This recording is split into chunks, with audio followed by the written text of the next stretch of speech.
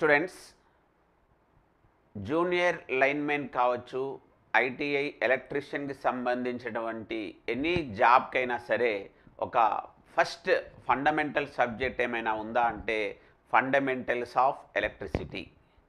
దీన్ని మనం basic electricity అంటాం. మనము ఐటీఐ ఎలక్ట్రీషియన్ బేస్ చేసుకొని ఏ ఎగ్జామ్ రాసినా సరే ఎక్కువగా వెయిటేజ్ ఉన్న సబ్జెక్టులు రెండు. ఒకటి ఫండమెంటల్స్ ఆఫ్ ఎలక్ట్రిసిటీ, రెండవది ఏసీ ఫండమెంటల్స్. ఈ రెండు సబ్జెక్ట్స్ నుంచి ఆల్మోస్ట్ ఒక 20% వరకు మనము మార్క్స్ని ఎక్స్పెక్ట్ కూడా చేయవచ్చు. మరి రెండు సబ్జెక్ట్స్లో ఫండమెంటల్స్ అనేవి చాలా ఉంటాయి. ఆ ఫండమెంటల్స్ని మనము మిగతా ఇంజనీరింగ్ సబ్జెక్ట్స్లో కూడా చాలా అవసరం పడుతుంటాయి. ఈ సబ్జెక్టు పైన ఒక మంచి కాన్ఫిడెన్స్ రావాలి. ఆ సబ్జెక్ట్లో ఉన్న ఫార్ములాస్ని మంచిగా మనము అవగాహన చేసుకోవాలి. ఆ ఫార్ములాకు సంబంధించినవి మనము న్యూమరికల్స్లో కూడా అతి సులువుగా ఎలా చేయాలి అన్నవి కంప్లీట్గా మనము ఈ సబ్జెక్ట్లో తెలుసుకుందాం. అసలు ఈ ఫండమెంటల్స్ ఆఫ్ ఎలక్ట్రిసిటీ, బేసిక్ ఎలక్ట్రిసిటీలో మనము ఎలా సిస్టమేటిక్గా చదువుకోవాలి అన్నది నేను ఈ వీడియోలో చెప్తాను. ఫస్ట్గా చూడండి. సో మన సబ్జెక్ట్ పేరు వచ్చేసి బేసిక్ ఎలక్ట్రిసిటీ, కొన్నిసార్లు ఫండమెంటల్స్ ఆఫ్ ఎలక్ట్రిసిటీ అని కూడా అంటారు. బేసిక్ ఎలక్ట్రిసిటీ ఈజీగా మనకు ఒక 7 నుంచి 9 మార్కుల వరకు రావచ్చు.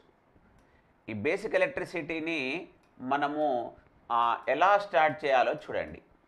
మనం ఎలా చదువుకుంటే ఈ సబ్జెక్ట్ పైన మనకు ఒక మంచి అవగాహన రావాలి. అవగాహనతో పాటు కాన్సెప్ట్ అర్థం కావాలి. ఆ కాన్సెప్ట్ ఫార్ములాస్తో మనము న్యూమరికల్స్ చేయాలి. ప్రతి టాపిక్ని కూడా మనము ఆ విధంగానే డిస్కస్ చేద్దాం.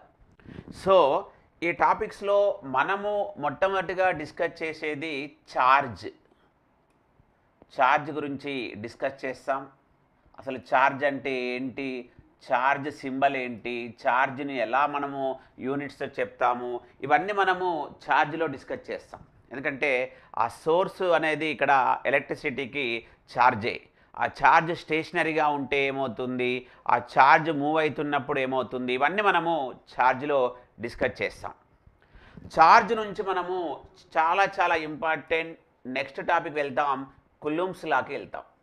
స్టూడెంట్స్, ఛార్జ్ నుంచి మనం ఎక్కడికి వెళ్తున్నాం, కులూమ్స్ లాకి డిస్కస్ చేస్తాం. మరి అక్కడ బేసిక్ ప్రాపర్టీ ఆఫ్ ఛార్జ్ మనం నేర్చుకుంటాం. పాజిటివ్ ఛార్జ్, నెగటివ్ ఛార్జ్ నేర్చుకొని like charges always repels, unlike charges always attracts అనుకుంటూ there is some attraction force or repulsion force. అక్కడ ఏదో ఒక రకమైనటువంటి బలం ఉంది. అది అట్రాక్షన్ ఫోర్స్ అయినా ఉండవచ్చు, లేకపోతే రిపల్షన్ ఫోర్స్ అయినా ఉండవచ్చు.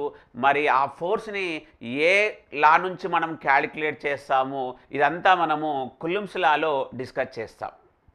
ఒకసారి కులూమ్స్ లా డిస్కస్ చేసుకున్న తర్వాత అక్కడ ఆ కులూమ్స్ లా నుంచి మనము కరెంట్కి వెళ్తున్నాం. కులూమ్స్ లా నుంచి మెల్లగా మనం ఎక్కడికి వెళ్తున్నాం, కరెంట్. అప్పటి వరకు మనం ఒక ఛార్జ్ని స్టేషనరీగా మాట్లాడుకున్నాం. ఇప్పుడు ఛార్జ్ మూవ్ అవుతుంది.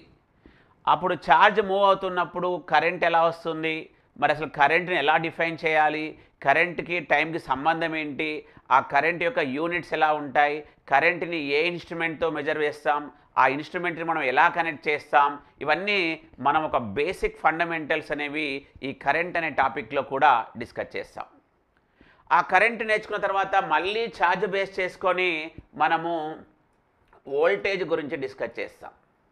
మరి ఒక ఛార్జ్ని ఒక పాయింట్ నుంచి ఇంకొక పాయింట్కి మూవ్ చేసినప్పుడు ఏమవుతుంది, అసలు ఆ రెండు ఛార్జ్ అనేది ఒక పాయింట్ నుంచి ఇంకొక పాయింట్కి మూవ్ అయినప్పుడు జరిగిన వర్క్ డన్ నుంచి మనము ఆ పొటెన్షియల్ డిఫరెన్స్, ఆ వోల్టేజ్ని ఎలా క్యాలిక్యులేట్ చేస్తాము, అసలు ఇన్స్ట్రుమెంట్ ఏంటి, ఆ ఇన్స్ట్రుమెంట్ని ఎలా కనెక్ట్ చేయాలి, ఇవన్నీ మనం ఇక్కడ గ్రాఫ్ బేస్డ్ క్వశ్చన్స్ ఇవన్నీ మనము వోల్టేజ్లో డిస్కస్ చేస్తాం. సో ఫస్ట్గా మనం డిస్కస్ చేసేది ఒక ఛార్జ్, ప్రాపర్టీస్ ఆఫ్ ఛార్జ్ నుంచి కులూమ్స్లోకి వెళ్తాం. మళ్ళీ ఛార్జ్ని మూవ్ చేస్తాం. ఆ ఛార్జ్ని మూవ్ చేసుకుంటూ what is current, what is voltage ఇవన్నీ డిస్కస్ చేస్తాం. ఎప్పుడైతే మనము వోల్టేజ్ కరెంట్ పైన ఒక మంచి కాన్సెప్ట్ అనేది వస్తుందో ఆ రెండిటికి రిలేషన్కి వెళ్తాం. అదే చాలా ఇంపార్టెంట్ టాపిక్ ఓమ్స్ లా. అక్కడి నుంచి మనం ఎక్కడికి వెళ్తున్నాం, ఓమ్స్ లా అనే టాపిక్కి వెళ్తాం. ఇవన్నీ మనకు వాళ్ళు ఇచ్చిన ప్రిస్క్రైబ్డ్ సిలబస్లో ఉండదు. బట్ సింపుల్గా బేసిక్ ఎలక్ట్రిసిటీ అని చెప్పేసి ఒక 4-5 టర్మ్స్ ఇస్తాడు. బట్ ఇవన్నీ వస్తేనే మనం ఒక ఆర్డర్లో వెళ్తాం. మనకు ఎప్పుడైతే ఓమ్స్ లా డిస్కస్ చేస్తామో, V directly proportional to at constant temperature discuss చేస్తామో, అక్కడ మనకు కొత్త పారామీటర్ వస్తుంది, అదే రెసిస్టెన్స్. రెసిస్టెన్స్ గురించి కూడా మనం ఇక్కడ డిస్కస్ చేస్తాం. అసలు రెసిస్టెన్స్ అంటే ఏంటి, ఆ కండక్టర్ యొక్క రెసిస్టెన్స్ని మనం సర్క్యూట్లో ఎలా చూపిస్తాము, రెసిస్టెన్స్ యొక్క యూనిట్స్ ఏంటి, ఆ యూనిట్స్ని మనం ఎలా ఐడెంటిఫై చేస్తాము, ఆ రెసిస్టెన్స్లో కలర్ కోడింగ్ ఏంటి, ఇవన్నీ మనము ఒక రెసిస్టెన్స్ వాల్యూ చెప్పాలంటే కలర్ కోడింగ్ ప్రొసీజర్ ఎలా ఉంటుంది, ఇవన్నీ మనము రెసిస్టెన్స్లో డిస్కస్ చేస్తాం. ఆ రెసిస్టెన్స్ అనే టాపిక్ నుంచి మనము స్పెసిఫిక్ రెసిస్టెన్స్ దగ్గరికి వెళ్తాం. స్పెసిఫిక్ రెసిస్టెన్స్, ఈ స్పెసిఫిక్ రెసిస్టెన్స్ రావాలి అంటే మరి ఒక రెసిస్టెన్స్ ఆఫ్ ఏ కండక్టర్, ఒక రెసిస్టెన్స్ ఆఫ్ ఏ కండక్టర్ అనేది ఒక కండక్టర్ యొక్క జామెట్రికల్ ఫీచర్స్ అంటే లెంత్, క్రాస్ సెక్షనల్ ఏరియా పైన ఎలా డిపెండ్ అవుతుంది అన్న దాని మీద డిస్కస్ చేసినప్పుడు మనకు ఇక్కడ స్పెసిఫిక్ రెసిస్టెన్స్ అంటే రో అనేది వస్తుంది. ఎప్పుడైతే మనకు రెసిస్టెన్స్, స్పెసిఫిక్ రెసిస్టెన్స్లు అనేవి అర్థమవుతాయో మనం వాటిని రివర్స్లో నేర్చుకుంటాం. అంటే రెసిస్టెన్స్ని రివర్స్లో నేర్చుకున్నప్పుడు కండక్టెన్స్ అంటాడు. రెసిస్టెన్స్ని ఏమంటున్నాడు రివర్స్లో నేర్చుకున్నప్పుడు? కండక్టెన్స్ అంటున్నాడు. అదేవిధంగా స్పెసిఫిక్ రెసిస్టెన్స్ని మనం రెసిస్టివిటీ అని కూడా అంటాం. అక్కడ నుంచి మనము కండక్టివిటీని కూడా డిస్కస్ చేస్తాం. సో రెసిస్టివిటీ, కండక్టివిటీ ఈ రెండింటిని మనం ఇక్కడ డిస్కస్ చేస్తున్నాం. సో వన్స్ మనకు ఈ resistance, specific resistance, conductivity, conductance ఇవన్నీ డిస్కస్ చేసుకున్న తర్వాత మనం ఇంకా మెల్లగా సర్క్యూట్స్లోకి వెళ్ళిపోతాం. ఆ సర్క్యూట్లో resistors are in series, resistors are in series discuss చేస్తాం. Resistors are in series, resistors are in series discuss చేస్తాం. తర్వాత రెసిస్టర్స్ ఆర్ ఇన్ ప్యారలల్ కూడా డిస్కస్ చేస్తాం. రెసిస్టర్స్ ఆర్ ఇన్ ప్యారలల్, అవి సిరీస్లో కనెక్ట్ చేసినప్పుడు దాని ఈక్వలెంట్ రెసిస్టెన్స్ ఎలా ఉంటుంది, ఆ సిరీస్ కాంబినేషన్లో కరెంటు, వోల్టేజ్లు ఎలా ఉంటాయి, ఇవన్నీ మనము resistors series, resistors are in parallel అనే టాపిక్లో డిస్కస్ చేస్తాం.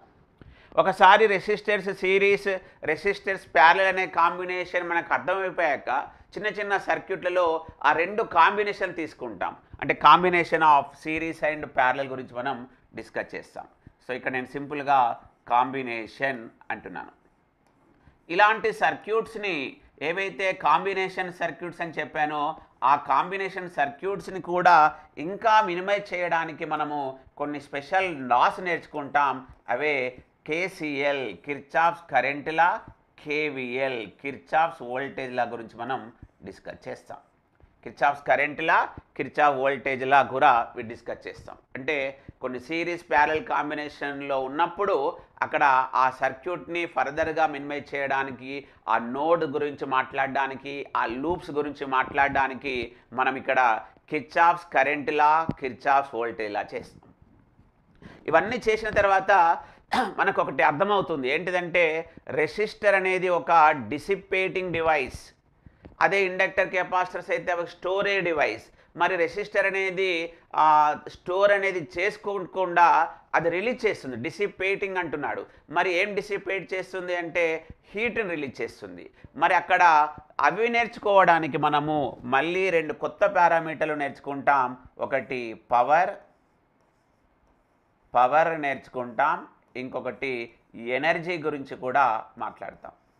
ఈ పవర్, ఎనర్జీ గురించి మాట్లాడినప్పుడు మనకు మళ్ళీ ఒక కొత్త లా అనేది వస్తుంది, అది జౌల్స్ లా. ఈ జౌల్స్ లా అనేది వచ్చాకనే మనకు ఒక ఎనర్జీ నుంచి ఇంకొక ఎనర్జీకి కన్వర్ట్ అవుతుంది, ఎలక్ట్రిక్ ఎనర్జీ నుంచి హీట్ ఎనర్జీగా ఎలా కన్వర్ట్ అవుతుంది రెసిస్టర్లో అనేది మనకు అర్థమవుతుంది. అలా ఒకసారి పవర్, ఎనర్జీ, జౌల్స్ లా నేర్చుకున్న తర్వాత ఇంకా కొంచెం కాంప్లికేట్ సర్క్యూట్స్ ఉంటాయి. ఆ సర్క్యూట్స్ గురించి డిస్కస్ చేసుకోవడానికి మనము star to delta, delta to star గురించి డిస్కస్ చేస్తాం. Star to delta, delta to star.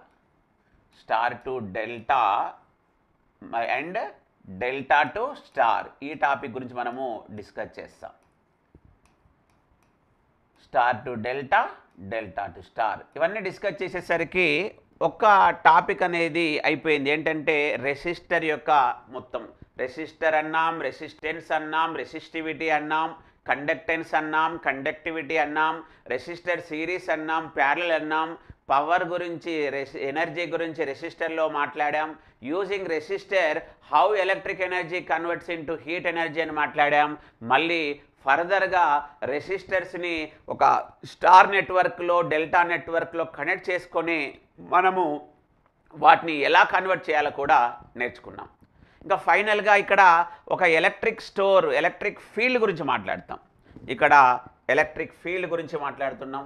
అవి ఎలక్ట్రిక్ ఫీల్డ్స్ గురించి మాట్లాడుకుంటూ మరి ఎలక్ట్రిక్ ఫీల్డ్ని స్టోర్ చేసుకోవాలంటే, ఎలక్ట్రిక్ ఫీల్డ్ని స్టోర్ చేసుకోవాలంటే మనకు కావలసిన డివైస్ పేరు ఏంటి? కెపాసిటెన్స్. కెపాసిటెన్స్లోకి వెళ్తాం. మెల్లగా రెసిస్టర్స్ మనం ఎక్కడికి వెళ్తున్నాం? కెపాసిటెన్స్, కెపాసిటర్ దగ్గరికి వెళ్తాం. అక్కడ కూడా మళ్ళీ capacitors are in series, capacitors are in parallel నేర్చుకొని, capacitors are in series, capacitors are in series, capacitors are in series నేర్చుకుంటాం.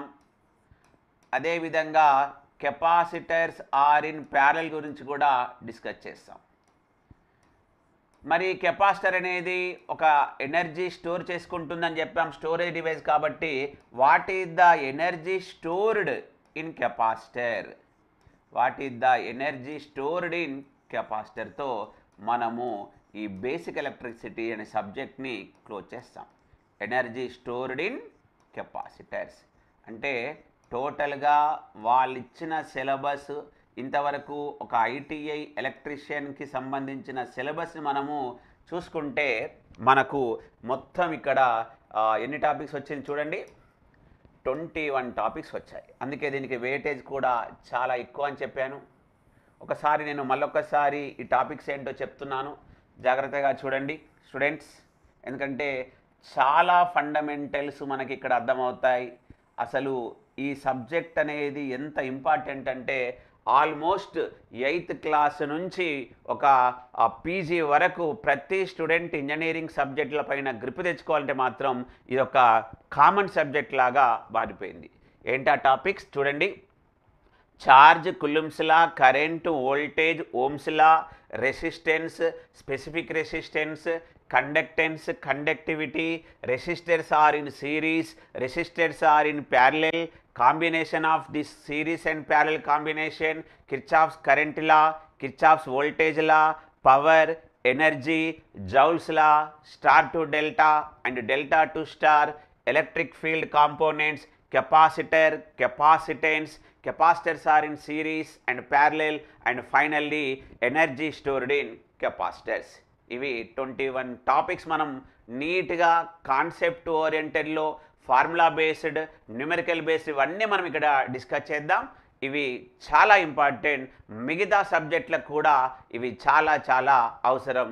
అందుకే ఏ కాంపిటేటివ్ ఎగ్జామ్ అయినా సరే ఇక్కడ నుంచి వెయిటేజ్ అనేది చాలా ఎక్కువగా ఉంటుంది. Thank you students.